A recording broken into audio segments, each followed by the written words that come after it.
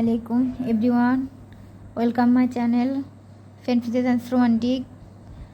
আজকে আপনাদের জন্য খুব সহজভাবে একটা রেসিপি এনেছি। এটা হচ্ছে রমজানের জন্য সবচেয়ে উপকারী হবে আলুর চপ। প্রথমে আমি আলুগুলো সিদ্ধ করে নিয়েছি, তারপরে যাই লবণ, হলুদ, মরিচ, চিলি ফ্লেক্স, পেঁয়াজ এগুলো দিয়েছি।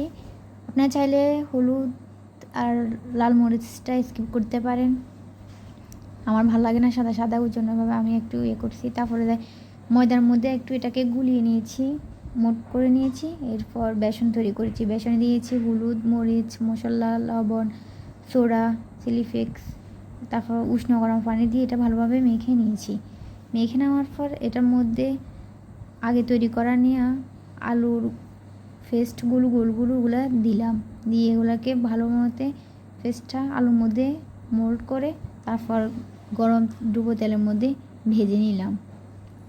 আরও সহজ সহজ রেসিপি পেতে ক্লিক করুন আমার পেজে, আসুন প্লিজ কমেন্ট করুন। ভিডিও করা কেউ নেই তো, এই জন্য একটু সমস্যা হয়ে যাচ্ছে, দয়া করে পাশে থাকবেন, সাবস্ক্রাইব করবেন।